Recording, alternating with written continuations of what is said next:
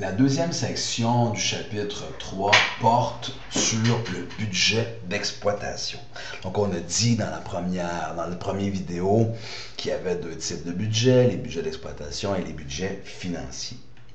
Si on regarde ce qu'il y a à l'intérieur du budget d'exploitation, on voit ici, le budget d'exploitation, comme j'ai expliqué dans la première vidéo, c'est tout simplement qu'est-ce que ça nous coûte pour faire rouler l'entreprise. Alors, à la diapositive numéro 10, vous avez l'explication du budget d'exploitation, une partie de l'explication. Donc, dans le budget des produits d'exploitation, en fait, dans le budget d'exploitation, il y a le budget des produits d'exploitation. En comptabilité, lorsqu'on parle de produits, ça veut dire revenu. Donc, le budget des produits d'exploitation, c'est le budget des revenus de l'entreprise. Les revenus de l'exploitation de l'entreprise. Alors, une entreprise qui fabrique des avions, va vendre des avions. Alors, son revenu d'exploitation, c'est les revenus de vente d'avions. Donc, première partie du budget. Ensuite, on a les dépenses. Comme j'ai dit tantôt, dans ce budget, il y a les revenus, il y a les dépenses. On parle ici des charges d'exploitation.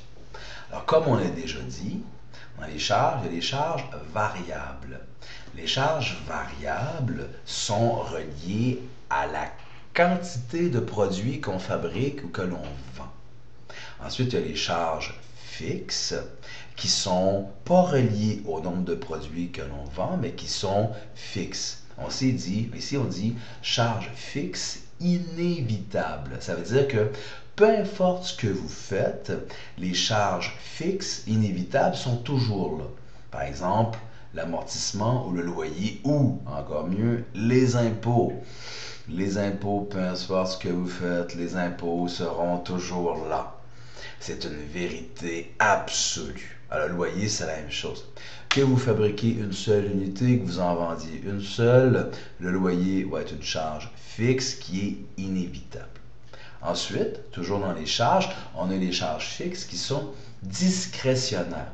Une charge fixe discrétionnaire, c'est une charge qu'on peut augmenter ou réduire au gré des gestionnaires. Ce sont les gestionnaires qui vont décider de ces charges. Par exemple, la formation ou la publicité. La formation et la publicité sont des charges fixes discrétionnaires. C'est très clair.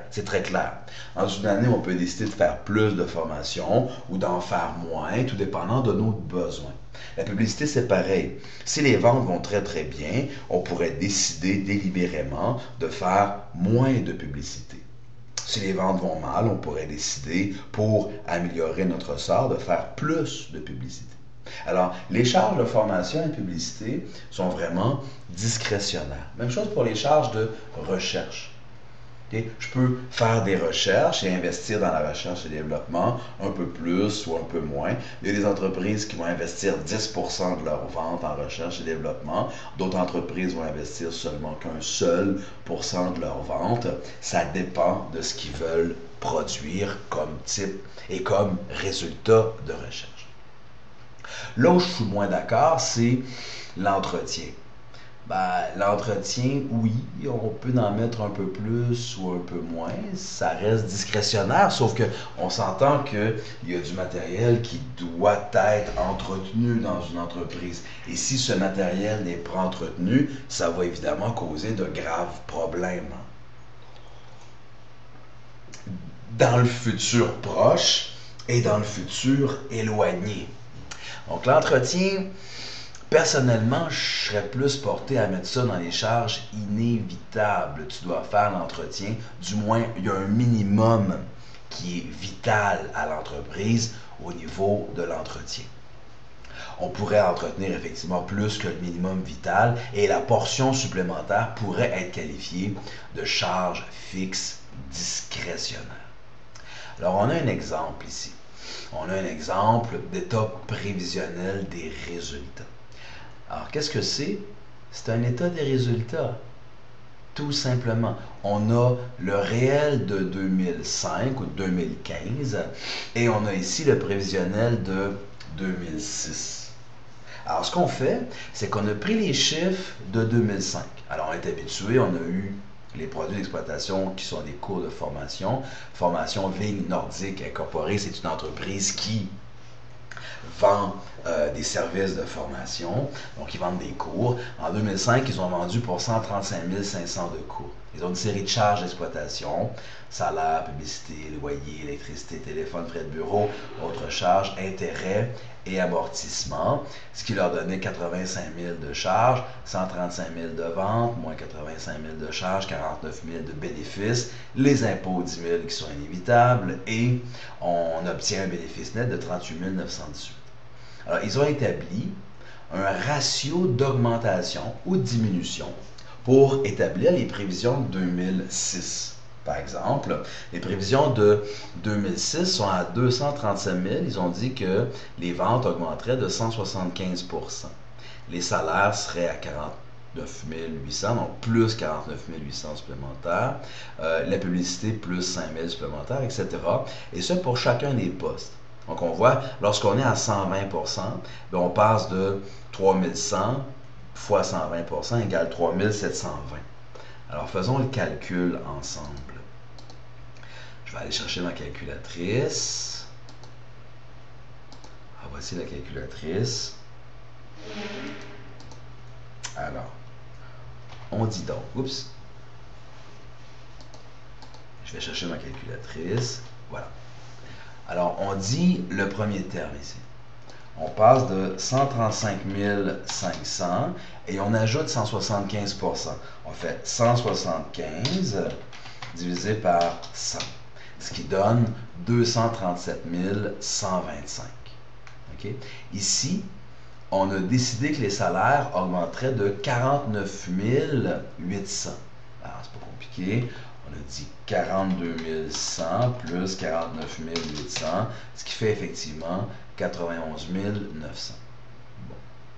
Le 49 800, comme on le fait pour le calculer, c'est totalement arbitraire. Selon moi, si les ventes de cours de formation augmentent de 175 %, en fait, ou augmentent de 175 %, à ce moment-là, possiblement que les salaires, qui étaient à 42 100, devraient eux aussi augmenter de 75 % pour aller à 73 675. Mais dans cet exercice-là, on a décidé que les salaires augmenteraient plus que 75 %. Même chose pour la publicité. La publicité, ça augmente de 5 000 $, qui est plus petit qu'une augmentation de 75 % sur des publicités qui étaient à 12 500 au départ. Donc, la colonne d'ajustement des prévisions, c'est complètement arbitraire. C'est selon l'expérience des gens. Donc, le loyer, 16 000 fois 110 divisé par 100, ce qui fait donc un loyer de 17 600 pour 2006, etc. pour chacun des produits. Le seul truc qui ne change pas, c'est l'impôt. L'impôt reste à 22 % des bénéfices avant impôt. Évidemment, le pourcentage d'impôt ne bouge pas d'une année à l'autre, quoique si le gouvernement change les lois, on s'entend que le pourcentage d'impôt pourrait changer. Alors ici, on a bâti un état prévisionnel des résultats. Donc, pour connaître le profit ou le bénéfice net futur, en prenant l'état des résultats de 2005, qu'on a ici, en l'ajustant à partir de certains facteurs pour obtenir notre état prévisionnel de 2006. Alors, c'est comme ça que ça a été fait, tout simplement. Alors, c'est pas très compliqué faire un état prévisionnel. Il suffit juste d'ajuster, en fait, c'est une méthode, il suffit d'ajuster l'état prévisionnel que nous avons présentement. Alors, une fois que vous avez le nouvel état prévisionnel, on peut aller calculer l'état prévisionnel des bénéfices non répartis. Alors, des bénéfices non répartis à la fin, on a déjà vu dans le cours que c'était les bénéfices non répartis au début, plus les bénéfices nets, moins les pertes, moins les dividendes qu'on a versés. Alors, on part dans ce cas-là à 125 880 de bénéfices au départ. On a fait un bénéfice, on veut faire un bénéfice de 73 578. Alors, où il est le 73 578? Il est ici.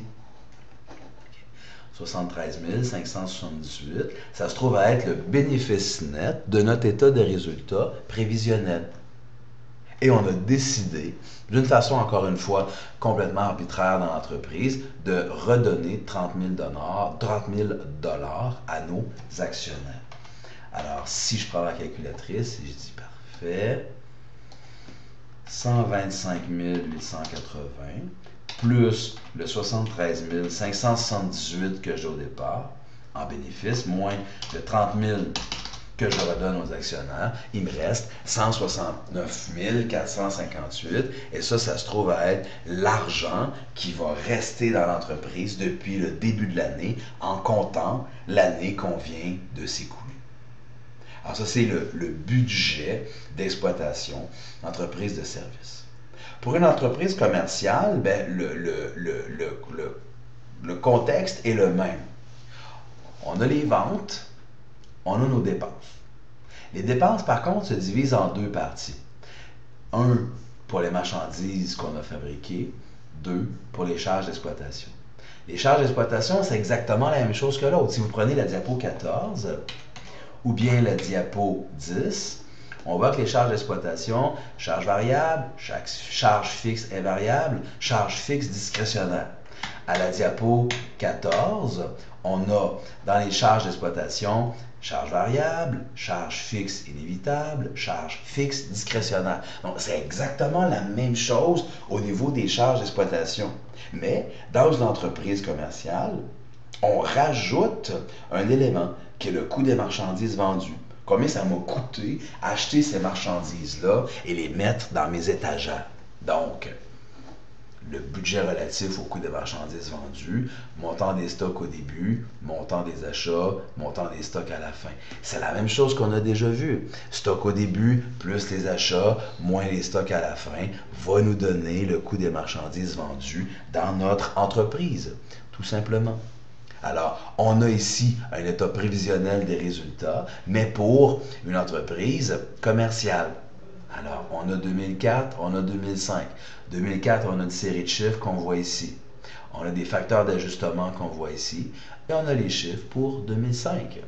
Les facteurs d'ajustement sont ajustés en fonction de notre expérience, en fonction de ce qu'on croit être l'avenir de l'entreprise. Évidemment, on sait très bien que l'avenir, on ne peut pas le connaître. C'est impossible. Donc, c'est sûr que le facteur d'ajustement qui est là à 90%, peut-être qu'on va se tromper. Bien sûr. Et c'est ça, faire une prévision. Faire une prévision, ça veut dire d'essayer d'estimer le futur, quitte à se tromper. Alors, 605 000 de ventes en 2004, on pense que les ventes vont baisser de 10%. Alors, on dit 605 000 fois 90 divisé par 100. Alors, les nouvelles ventes en 2005 seraient à 544 500. Il y aurait à ce moment-là une diminution des ventes. Et c'est la même chose pour le reste. Alors, on a les ventes, on a le coût des marchandises vendues, stock au début, plus les achats, moins les stocks à la fin, va nous donner le chiffre du coût des marchandises vendues. On multiplie par un certain facteur, ça donne le résultat suivant, etc. pour le reste.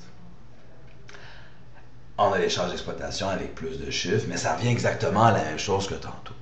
Alors, l'idée est exactement la même que ce qu'on a déjà vu dans les premiers jeux de diapositives, c'est que on prend un état prévisionnel des résultats de 2004 et on l'ajuste logiquement. Bon. Selon moi, la logique voudrait que si les ventes baissent de 10%, ben, les achats devraient baisser de 10% aussi. Quand on dit identique ici, ça devrait baisser de 10%. Là. Okay. On dit identique, mais quand même, on ne voit pas le même chiffre ici. Donc, ça, c'est une logique de base. Si les ventes baissent de 10%, l'ensemble des coûts devrait baisser de 10%. Mais on voit ici que ce n'est pas nécessairement vrai. Là. Il y a des trucs qui ne bougent pas 100%, il y a des trucs qui montent un petit peu, il y a des trucs qui baissent de 10%, d'autres qui baissent de 8%. Quand on dit 92% ici, ça veut dire que pour les amortissements, il y a une baisse de 8%. Quand on dit 90% ici, ça veut dire que pour les frais de bureau, il y a une baisse de 10%. Quand on voit 102,5% ici, ça veut dire que pour les frais d'électricité et de chauffage, ça augmente de 2,5%. Et comme je l'ai dit tantôt, les pourcentages de transformation qu'on a ici sont complètement arbitraires. Ça pourrait monter, ça pourrait baisser en fonction des coûts de chacun des objets. C'est par exemple le coût de l'essence. Le coût de l'essence, selon moi, il devrait augmenter pour la prochaine année. Et ce, même si nos ventes baissent. L'essence devrait normalement coûter plus cher parce que l'essence coûte toujours plus cher. Donc on a le même contexte. Une fois qu'on a notre réel de l'année précédente, on suppose ici que nous sommes en 2005, c'est marqué, pour l'exercice se terminant le 31 décembre 2005, on établit 2004, on multiplie par le facteur, on obtient 2005. L'état prévisionnel des bénéfices non répartis, c'est la même chose. On a les bénéfices non répartis au départ, 150 000, plus le bénéfice net. Le bénéfice net, on l'a trouvé à la page 15, 44 382 qui était le nouveau bénéfice net, 44 382. Les dividendes, on décide de donner 5 000 $ et c'est une décision qui est, comme j'ai dit tantôt, arbitraire. L'entreprise pensait être assez riche pour donner à ses actionnaires un dividende de 5 000 $. On a donc donné 5 000 $. Si on fait le calcul, 150 420 plus les bénéfices nets que nous avons dans l'entreprise obtenus, moins le 5 000 $ que nous allons reverser à nos actionnaires, il reste donc 189 802 dans les caisses de l'entreprise à la fin. En fait, c'est pas vraiment dans les caisses, là, comme j'ai déjà expliqué, c'est partout dans l'entreprise où on a de l'argent en termes de matériel. Mais l'argent restant dans l'entreprise est à 189 802. Alors, ceci était la deuxième partie du chapitre 3 sur les états prévisionnels d'exploitation.